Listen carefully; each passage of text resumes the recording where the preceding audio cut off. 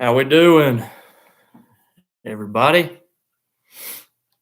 Good to have y'all on tonight. Big day in college football, and Mississippi State was not immune to it. The transfer portal is open for business, and whether you like it or not, it's here. And it was a wild one today. I think over 800 players submitted their name into the portal on Monday. This was the first official day that you could enter the transfer portal. Of course, you have segments of the year where the transfer portal was open and then closed. And today was the day where everybody's trying to get in the portal, get their name out there, and find a location before things really start uh, to close down. And it's just a weird time, folks. It's a weird time in college football, and all I can say is if you aren't prepared for this, you need to be prepared because this is the new age of college football. For Mississippi State, we have not seen a ton of negative attrition early on. Of course, Ra Thomas was the big name that went into the portal on Monday. He announced on Friday, so that was no surprise for Mississippi State fans that he was going to be in the portal. But that's a big loss. That's probably your top receiver this past season. He led the team in receiving yards.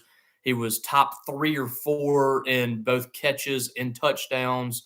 He had some big plays for you. He's one of the few guys that can really take the top off the defense. So that was a big loss for Mississippi State. And we'll talk a little bit about how that all transpired for Ra. But his options are going to be plentiful. He's going to have offers from around the country. Already has them rolling in from Georgia to Ole Miss. Auburn just offered. And I believe he will visit Auburn this weekend. So I think he's going to end up in the SEC either at Auburn or Georgia is what I'm hearing right now. A lot of that can change, but a lot of that is probably going to be a lot of the noise that you hear is probably going to be centered around Auburn and Georgia over the next few days, in my opinion. So he's the only one that's entered so far that was a starter for Mississippi State. Archer Trafford entered late in the day on Monday. That's Mississippi State's punter. He was sharing duty with George Chajopoulos at punter this year and in the last 2 seasons, of course. Took part in senior day, so not a big surprise that he was going to leave, but he's trying to get another spot as a graduate transfer. So there's going to be a new punter out there for Mississippi State no matter what next season, and that's an important spot. State was really inconsistent at punter this year. I thought in the Egg Bowl they were really good. George Chajopoulos did a great job in that game to give Mississippi State some great field position, but the punting situation was up and down this year, and that's something that they'll need to address either in the transfer portal or out of high school or whatever. I'm of the opinion they should give an offer to Ethan Pulliam. I've been watching Ethan Pulliam at Starkville High School punt the football for a couple of years now, and he is incredible. He was after halftime on Saturday in the state championship, he was booting him out of the end zone 60 yards in the air. I mean, the kid has tremendous potential, just potential to the roof that I think eventually could lead to him playing in the league if he wants to, if he really puts his mind to it. But great athlete, going to play multiple sports, but State's going to have to give him a scholarship to be able to punt. So, but anyway, Ra Thomas and Archer Trafford, the only 2 guys that really played a lot of snaps. Scooby Ford, graduate transfer wide receiver, in the portal as well. He played a little bit. His reps really went down this year as State recruited some more talent. So far, State has survived the portal for the most part. They're going to go out there and get another wide receiver or 2 and try to supplement what they lost with Ra Thomas. But as of right now, the roster's still shaping up to be pretty good for Mississippi State if they can survive this transfer portal madness. And as always, a few of you guys have already gotten in the chat over there.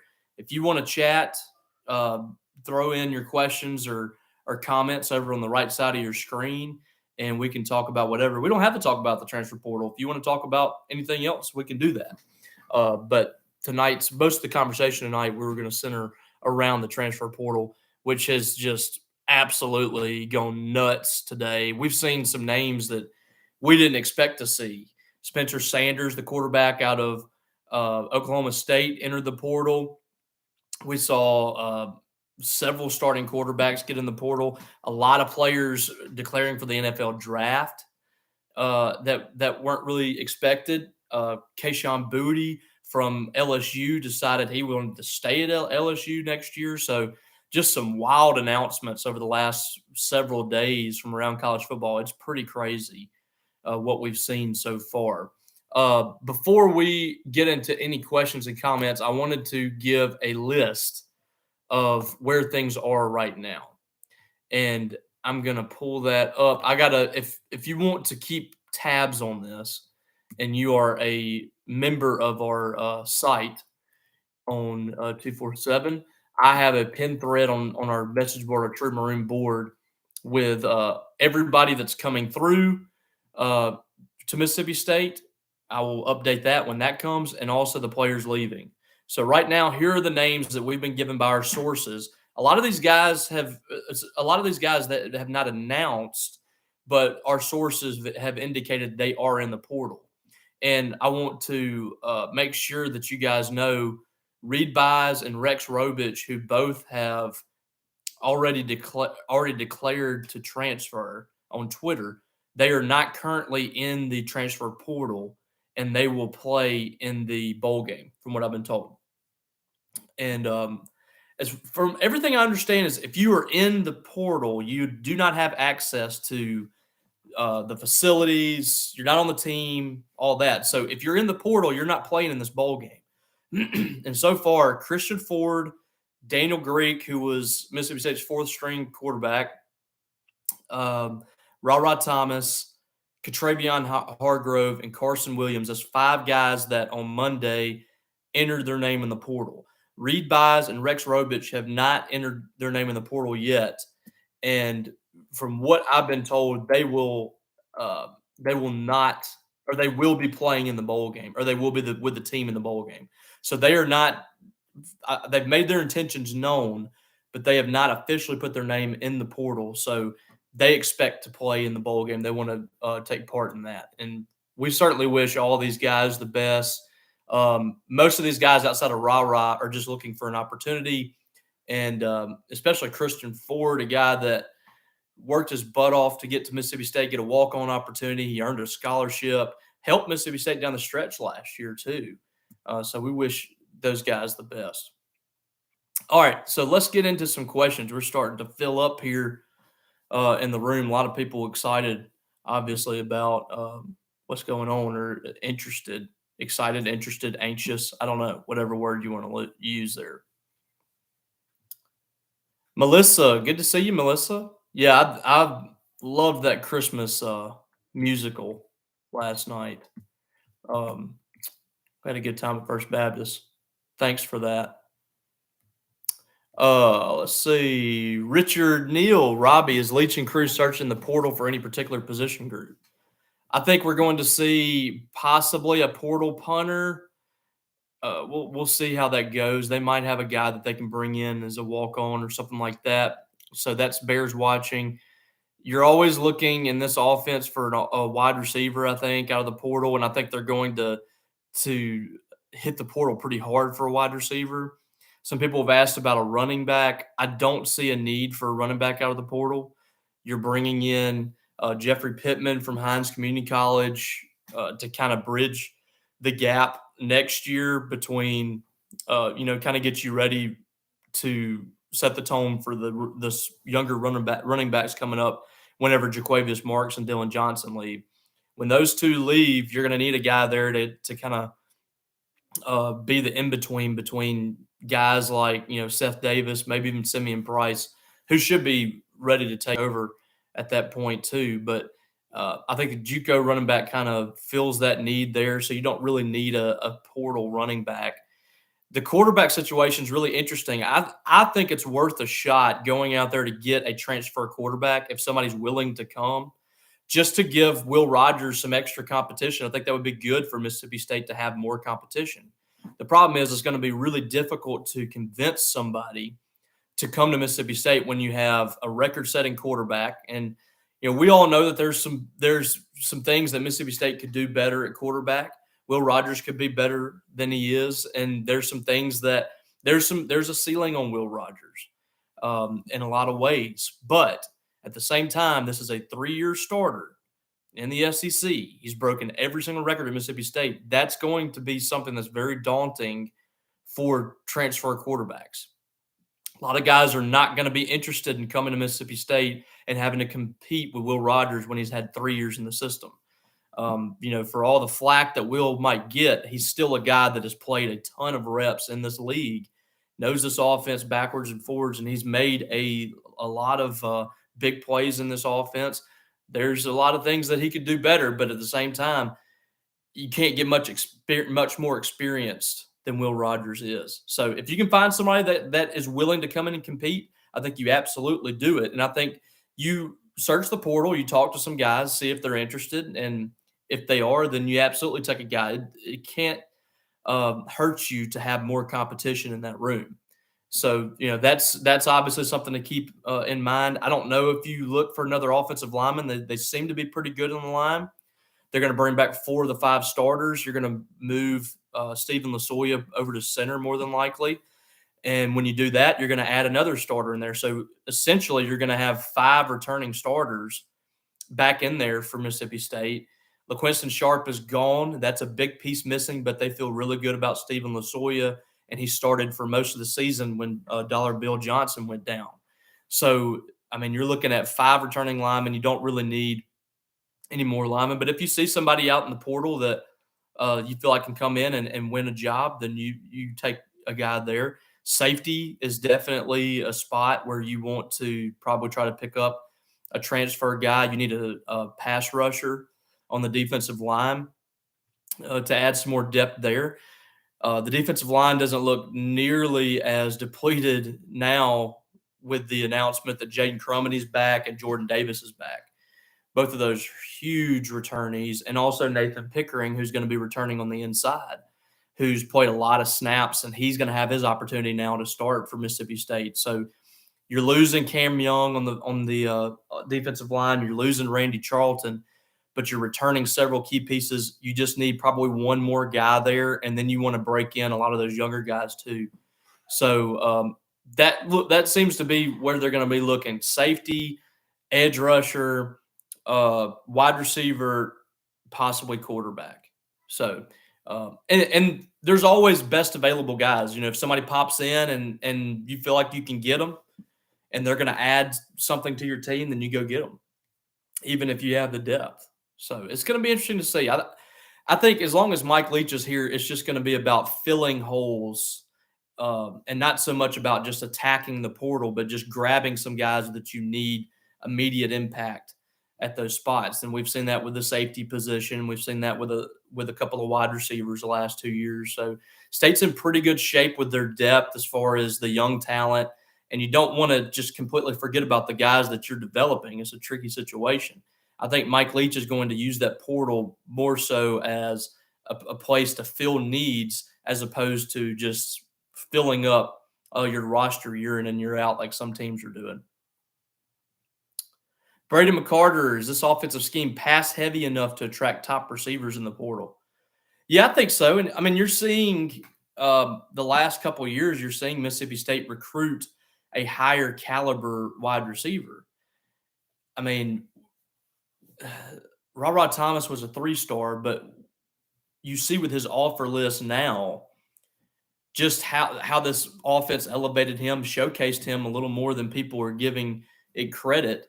And Mississippi State did a good job attracting a guy of that caliber here to play in this offense. And then you look at some of these guys that have come in: Xavion Thomas, game-breaking wide receiver. Justin Brown coming in this class, I think is really good. 4-star wide receiver Marquez Dortch. You got Creed Whitmore, 4-star. So you're getting a higher caliber athlete at wide receiver. I think they're going to continue to get those wide receivers. Anytime you have an offense that passes the ball as many times as this, you're going to attract some wide receiver talent. Now, it might not be as wide receiver friendly as some offenses are, and there might be better opportunities for big plays in other offenses, but you can't deny the fact that an offense that allows like 7 or 8 guys to catch 35-plus passes and you have an opportunity to catch, 50 passes or something like that, is not going to be attractive to wide receivers. I think that the offense definitely can attract those guys. Jackson, I don't understand that question. Richard, with Forbes heading to the pros, I lost your question. How is our secondary moving forward? So you got DeCam Richardson back, and that'll be a big piece. And this is going to be a big offseason for guys like DeCarlos Nicholson, Marcus Banks, guys like that. I think Esias Furge is going to be back next year. So you're going to have some experience back there with a couple of guys. But DeCarlos Nicholson needs to make a big step forward this year. I think that we will see either Banks or Nicholson move to safety. I'm leaning towards Banks moving to safety, and I think Nicholson has a chance to be really good. You're talking about a guy there that was just playing quarterback a couple of years ago. He's just now learning how to play cornerback, and he's got all the talent in the world. Long, athletic, can really run. I think he's going to be good. I think next year has a chance to be his breakthrough season. And right now you're stacking cornerbacks one after the other. You started back with Cam Dantzler, and when Dantzler left, it was Martin Emerson that stepped up. When Martin Emerson left, it was Manuel Forbes that stepped up.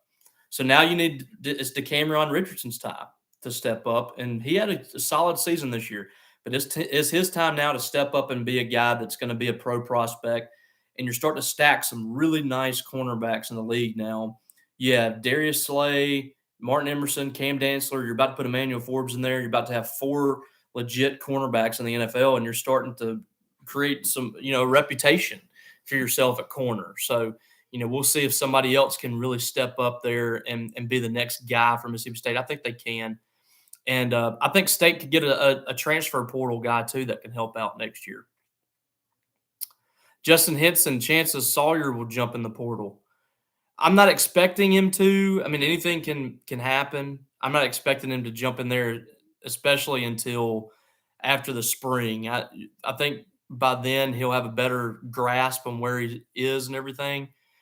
But at this point, if he makes it through the spring, even if he doesn't win the job and maybe gets into the summer or whatever, he's just a year away from probably being the starting quarterback if he continues to take those steps forward. It's just going to be up to him as to whether or not he wants to wait another season and wait until he's a junior to be a starting quarterback, or if he's ready to be a starter or compete for playing time now. And, as of right now, I don't see him beating out Will as long as Will is here. I think the talent is there. I just haven't seen enough of him consistently to believe that he can pass Will Rogers at quarterback, but he's really just kind of a year away, and he's really one play away. If anything happens, he could step in there and be the guy. It's going to be his decision. Mike Leach is perfectly happy with Sawyer Robertson. He's I don't think there's going to be any kind of forcing him out the door or anything like that. They have a plan in place for him to be the guy whenever Will moves on, if he can't beat Will out. And we'll see how that plays out. If he decides he doesn't want to do that, then he'll leave. But all indications are he's happy here. He loves Mike Leach. He loves this offense. And if he's one of those guys that just trusts the process, then you're going to have a guy that has 3 or 4 years in the system when he gets in that starting position, and he should be ready to go by the time that comes. But we'll watch how that plays out. They're going to have some options. Chris Parsons coming in the spring. Braden Locke has been really good from what we've heard in practices and things like that. So the competition level is starting to pick up. You're about to have 3 either high 3-star or 4-star quarterbacks in the same room.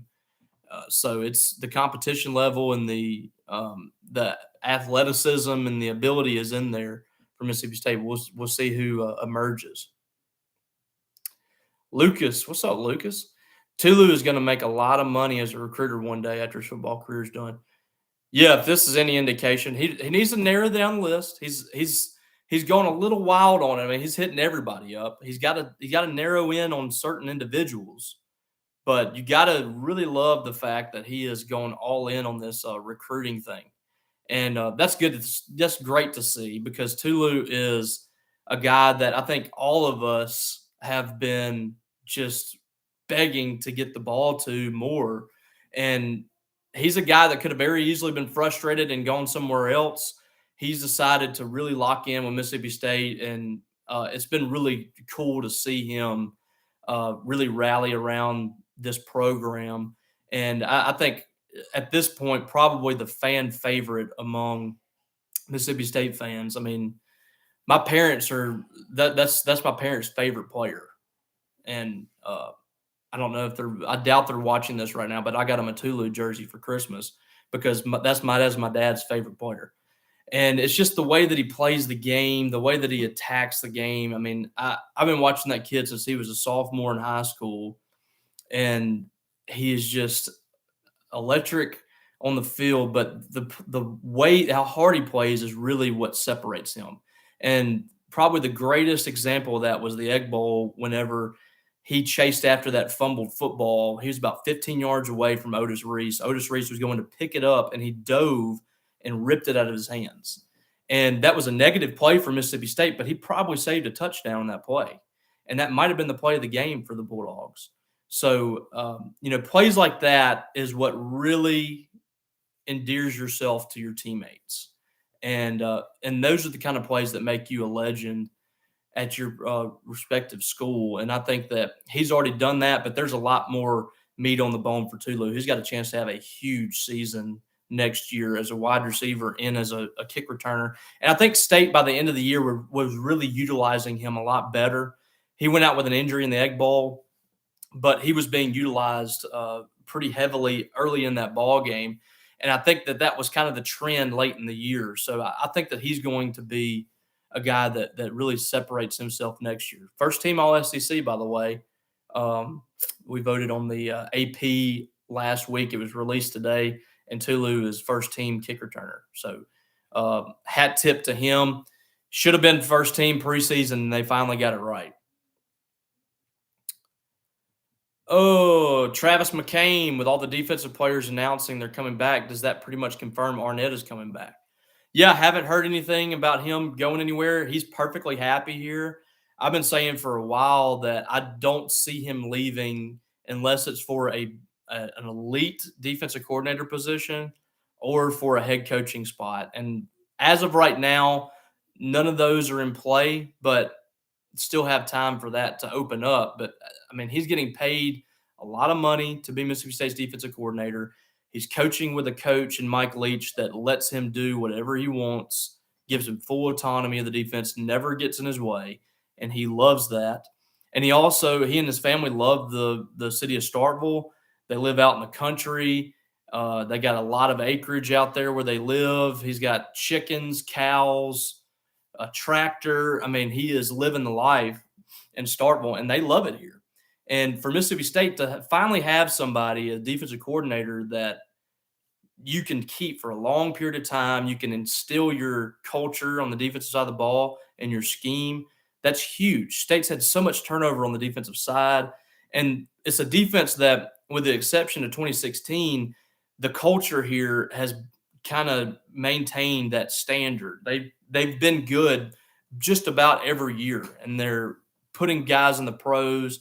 They have a mentality over there that's kind of uncommon, and it kind of goes along with that state of Mississippi mentality and Mississippi State mentality, really.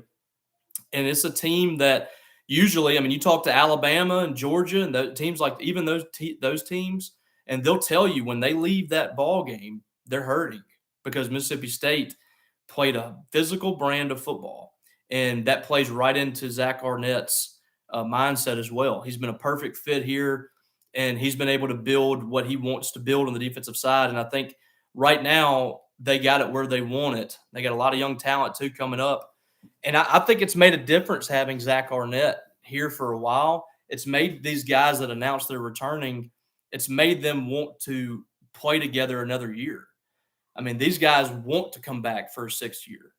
And it's a little different for some of those guys on the offensive side of the ball. And that's, Ra Thomas leaving.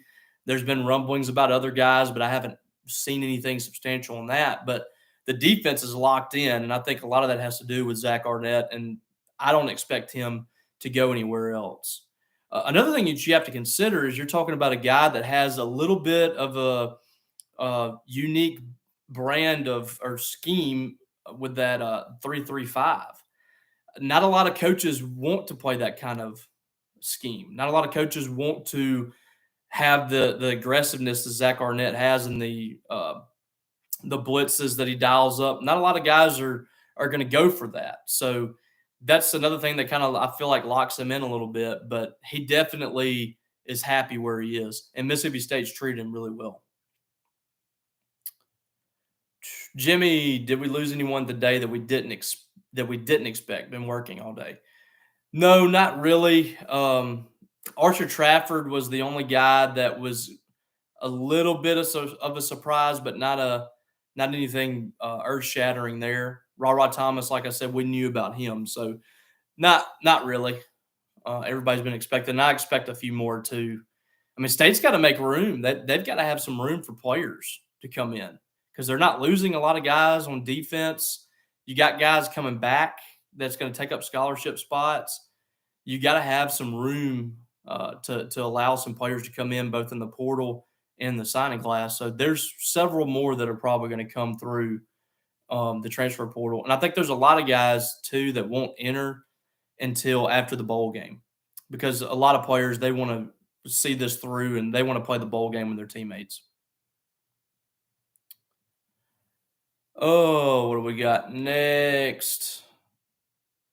Josh Moody.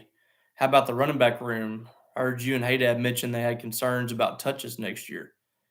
Yeah, there's a push for those guys. They want more touches, and I don't think that's going to be a huge issue, but it's definitely something that Mississippi State's going to have to address. And to keep both those guys, they're going to have to keep them happy.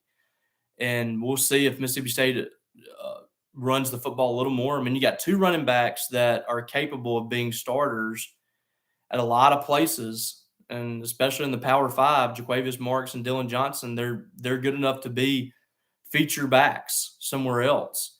And so you've got to be able to keep those guys happy. And I think Mississippi State's going to do what they need to do there to make sure that happens.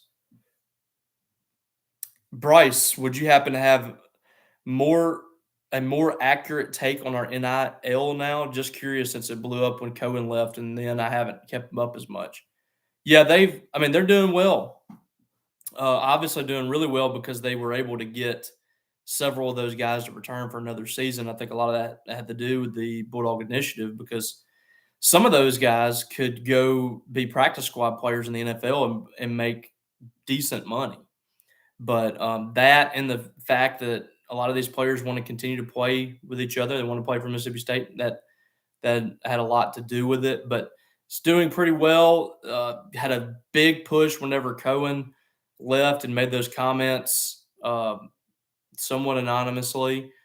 And there was another push right after the Egg Bowl for some more money. They raised a lot of money after the Egg Bowl with a little challenge that they had on the Bulldog Initiative. So I said it whenever those guys started announcing the other day. I mean, this is the most important thing that you as a fan can invest in at this point of college football is being involved in the NIL world. It's the most important thing you can do because everybody's kind of wanting the money at this point. Everybody's going to have to be kept happy, and it is what it is. But you're either going to have to be involved in it as a school, or you're going to get left behind by everybody. You just don't have any other option. And there's a lot of people that don't like this that have still had to donate because they know that you're either in or you're out. And so I think State fans have done a good job kind of adjusting to that, especially since John Cohen left. And it's a much more competitive place than it was a couple of months ago. Matt, what's up, Coach? After watching Max Duggan on Saturday, he's my pick for the Heisman. Who is yours? I was just thinking that the other day. I don't get to vote on the Heisman, but he might be mine. I'm guessing he made the finalists. I hadn't seen the finalists, but um, he would be up there. Caleb Williams would be up there. Um, I know Stetson Bennett's had a really good year. His numbers aren't just, they won't just blow you out of the water, but the way that he's managed things, I think, has been perfect. And you're talking about a former walk-on there. So, I mean, what a story for him. Probably going to win 2 rings, possibly even a Heisman. I don't know. But pretty amazing story for him, and played in the state of Mississippi, junior college. LeBron's, don't know if you've answered this question, but do you think there's a chance State gets a game-breaking wide receiver? I do think there's a chance. There's several out there, and they're going to be shooting for the stars with some of these guys. We'll see what happens. There's going to be plenty of opportunities to get one. I mean, the portal is just insane right now with talent. And it's not just, a lot of scrubs out there. There's a lot of big-time players getting in the portal looking for more opportunities. I mean, it is nuts. I feel for some of these guys that are just looking for more opportunity that are going to get lost in the shuffle, So we'll see what happens. But I definitely think they're going to try to get one of those guys. Oh, Jason Hanna, did State ever have a shot to get Perkins? Talking about Suntarine Perkins, best high school player I've seen. He's a stud. They tried, they really did, but he was never really, fully invested in Mississippi State. He came on a few visits, but they never were able to really get in the game with him. And Raleigh is not a Mississippi State friendly location. Very Ole Miss heavy there. And I think that Bama's going to be an issue for Ole Miss. They had Pete Golding here, or not here, but at the state championships, and I think that they're going to be heavily involved in his recruitment. We'll see how that plays out. But, yeah, that kid's a stud. Should be a day one starter for Ole Miss on the defensive side of the ball, and possibly could be playing early at Alabama too if that's where he goes. Richard, I hope Pickering takes a huge leap. Yeah, a lot of talent there, man. He's got a chance to do some big things, just needs to kind of harness it and put it all together. We've seen some big plays from him, but just hasn't had a lot of sustained success. He's just kind of been, hanging around as a backup, but this is his opportunity next year to really make a step. Zach H., have you already commented on what you can say about Hargrove's decision? Playing time, NIL, etc. Just playing time. I mean, it's going to be very difficult for him to get on the field, and especially in this offense, when all the reps are going to the first 2 guys and a few reps to the third string guy. I mean, he didn't beat out Simeon Price, and I don't see him beating out Simeon Price anymore. So it's just going to be difficult for him to play. So he's just trying to find another opportunity. Also, with Hargrove out, should we expect to see Kareem Walker get some snaps next year? Oof. I mean, I twitch. That guy he became like a legend in the internet world. Just like the prospects of him possibly getting on the field just really excited a lot of people. And I don't know if he ever even played Mississippi State. I can't remember. I think he went to South Alabama or something, but that guy had become legendary along the way. Former Michigan player, never really played. Cameron, do you think with Austin Reed having successful experience in the system, Leach would want to go after him to either take Rogers' job or at least challenge him a lot? Yeah, I mean, I would give it a shot. I don't think that he's willing to come here with Will Rogers being here, but definitely, I mean, that would be a great pickup. And he's a guy that I think could win that job, but I just don't see a guy like that coming. I think that you need to take those risk, though. I mean, it's not a risk, but take your shot with some of these guys. See if they're interested. Hey, would you like to come for a visit? And if you don't get them, then you still have a fourth year starter at quarterback. I mean, the worst that can happen is that person tell you no. But I think you definitely need to take a shot. Unhexable, have you ever heard the SpongeBob SquarePants song? Well, let me tell you, it's pretty darn scary. Don't know what that means. There's probably some kind of hidden message in there, but I have heard the song, and yes, sometimes it is scary. Justin says Chris Parson will be a game changer with his mobility. I agree. Just somebody that can just, when the play starts to break down, get out of the pocket, scramble, either get a first down with your legs or throw the ball down the field. It can do wonders for this offense. Because there's a lot of times where this offense, like a play might break down, or you might have all your receivers covered, and there's nobody you can throw the ball to. And there's a lot of times where you're just kind of stuck in the pocket or having to throw the ball out of bounds.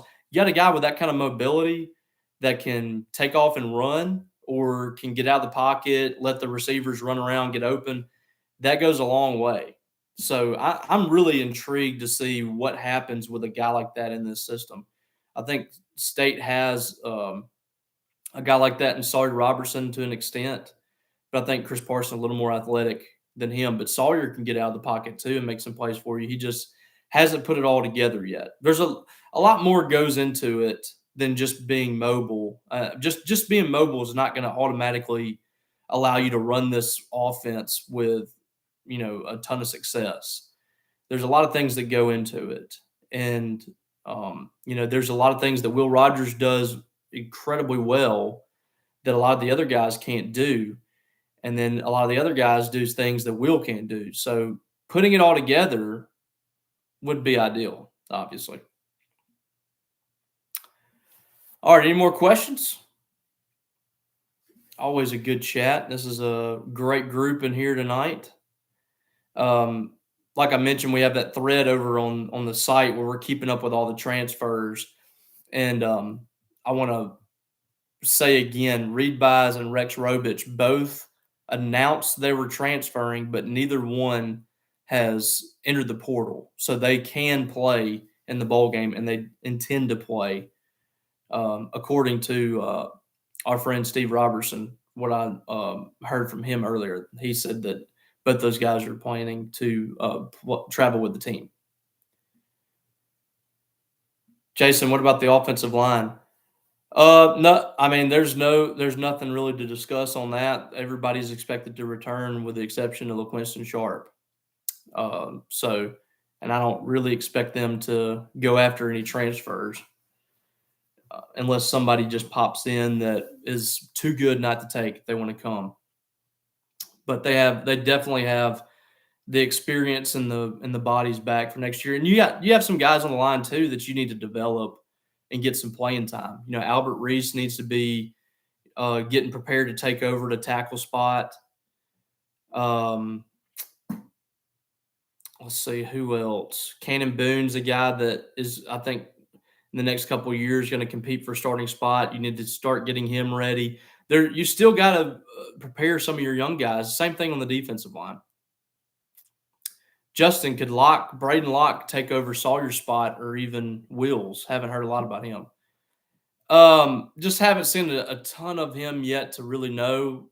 Sawyer's been taking most of those second team reps, so I don't know how much he's been getting in practice. From what we've been told in practices, he's looked really good. There's always a chance. I mean, spring's going to be big for everybody, and that's probably going to be the time where you got Sawyer and Braden likely duking it out to see who the backup is. And those guys should be pushing Will a little bit too, but I think, we'll have some separation there one way or the other. Bryce, all right, time to talk about basketball. Anything we should know other than being ranked? Yeah, 23rd in the country. Everybody is jumping on this bandwagon nationally when it comes to Chris Jans and company. And first time that they've been ranked since 2019. So really cool. This team's played just incredible defense. There's a lot to be desired on the offensive side of the ball, but when you play defense like this, people tend to forget about the offense a little bit, and they're just winning games. They've held every opponent in the first 8 games to 55 points or less, which in this stage of college basketball is just insane to hold somebody to 55 points or less in 8 straight games. And some of these teams are really good too. I mean, you look at that Utah and Marquette, those 2 games that State played in Fort Myers, those are looking like some huge wins right now because Utah beat Arizona, who was a top 10 team. Marquette beat Baylor, who was a top 10 team. And in that Baylor game, they scored over 90 points. So State muddied up that game to the point where a really good team in Marquette could not score the basketball. So that's what you're going to see with this team. Chris Jans is an excellent coach. Anybody that could get this team in its state with all the transfers that came in, the roster turnover that they have, to get this team this early in the process playing that kind of defense is just an incredible coaching job. And they're number 5 in the net rankings right now, which is going to have them – I haven't seen the bracketology or any of those projections, but it's going to have them firmly in the tournament in those projections. And this is a team that a lot of us were saying, hey, just – if they can get to the NIT, that'd be great. Well, now your expectations are changing a little bit because this team's really good, and they have the chance to make it to the NCAA tournament if everything falls just right. Now, there's going to be some times where you're going to be incredibly frustrated. They're going to lose a game because they can't score points, and that's fine. I mean, that's something that you're going to have to live with this year because I don't think they have the roster to be really, really effective offensively in the league this year. But I think the offense will get better this year. I think the offense by the end of the year is going to look a lot different than it does now. I think guys are going to start making shots, and Deshaun Davis, I think being healthy will be a huge lift for Mississippi State offensively. He's like 12 of 17, I think, from three-point range this year. So getting him out there, getting a guy that's got that ability to shoot the ball and make shots at a high volume, that is really important for State right now because they just don't have a lot of guys that can do that. But the defense is going to keep them in most every game, and that's all you can ask for, just to be in position. But right now, I mean, your expectations have to be shifting about what this team can do from NIT to the NCAA tournament. That's how good they've been playing. Wyatt says Jans is such a breath of fresh air. He understands how important it is to energize the fan base. Yep, he gets it. I said it on Thunder and Lightning today. State is going to have to do a lot to try to keep him because I think he's going to be a hot commodity in the coaching ranks. And by doing a lot, I mean I think that plays into the fans too. You're going to have a lot of support from the fan base to make it worth his while. He's going to want a lot of support from these fans to try to stay around. And I think State's going to do what it takes to try to keep him, but it's going to take a lot more than that. I think it's going to take buy-in from the fans, which I think is happening and will happen, continue to happen as we move forward throughout the season, especially when SEC play hits. Caleb, can State compete for the SEC regular season title? I wouldn't go that far just yet. There's some really good teams in the league. Arkansas looks good. Alabama looks really good. There's going to be some teams. Tennessee, I think, is going to be solid. Kentucky's going to be good. I'm not ready to go there, but I definitely think this team's capable of making the NCAA tournament. Justin, any update on the AD search, possible top candidates? Man, it is I've gotten a lot of messages and people asking about that. It is tight-lipped right now. I think that's by design by Dr. Keenum. I think he's trying to keep it locked down. I don't think the main thing for Dr. Keenum is he doesn't want to disrupt other athletic departments during this process. I think he wants to handle this kind of discreetly, talk to the candidates on their own and things like that. He doesn't really want to create any kind of issues for those those people publicly, and he's trying to just handle this on his own. They got a search committee, and I know that they've been working behind the scenes on this search right now.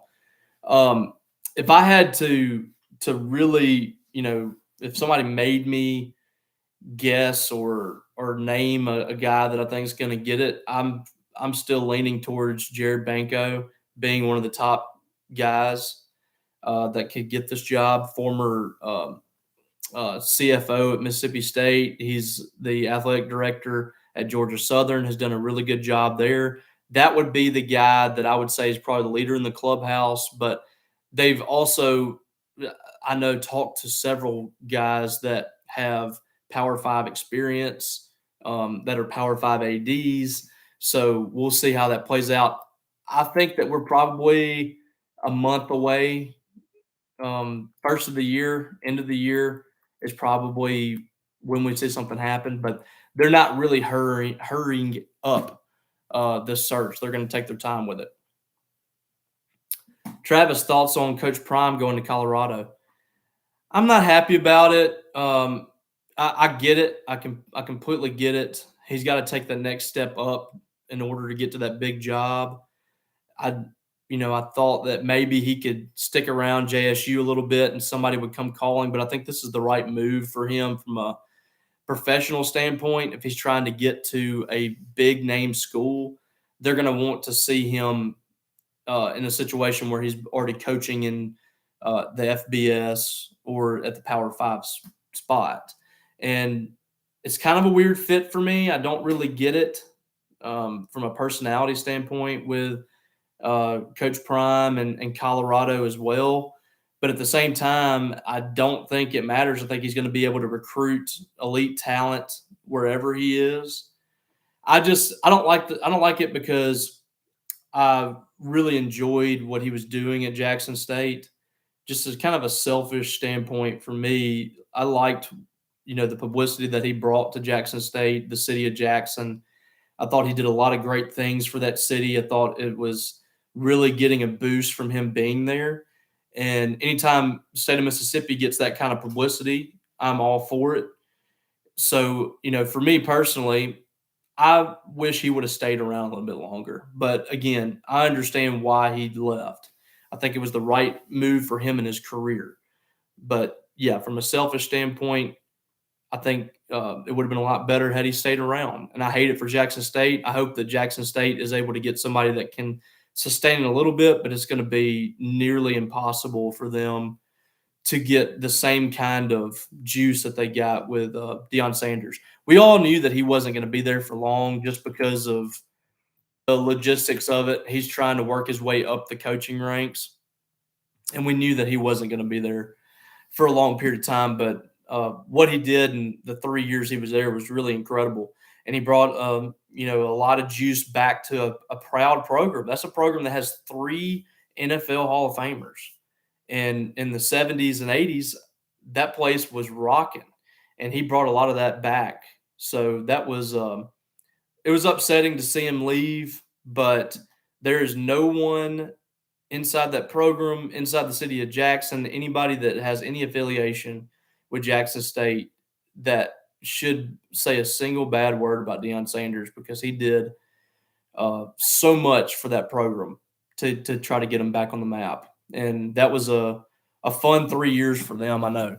So, all right, with that, I'm going to let you guys get out of here. I appreciate you guys. One of our best shows we've had on here.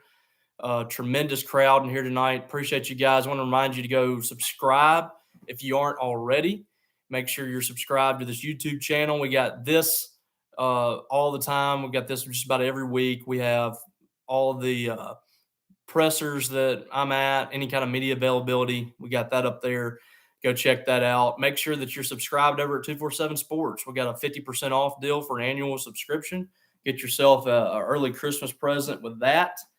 And come check out what we're doing there. Paul Jones has done tremendous work on the official visits this week. State had 18 official visitors. I think Paul talked to every one of them. Maybe one of them he missed. And so I give a ton of credit to him for handling that himself. He did a great job on that. Always does a great job, and he's the source for Mississippi State recruiting. So make sure you go over there and subscribe to us so you're able to keep up with his daily recruiting notes and stories and all that stuff. And other than that, great talking to you guys. Oh, we didn't even talk about the bowl game, but Mississippi State, you already know this, playing in the ReliaQuest Bowl, which used to be the Outback Bowl in Tampa, Florida. First time going back to Tampa since 2019. Bulldogs taking on Brett Bielema in the Illinois Fighting Illini. So we'll see you guys down there January 2nd. Make sure you get your tickets, and we can see you down there on January 2nd at the Bucks Stadium. Should be fun. All right, guys. Hope you guys have a great week. This has been Robbie Falk. This has been Talkin Dawgs, and I will catch you down the road.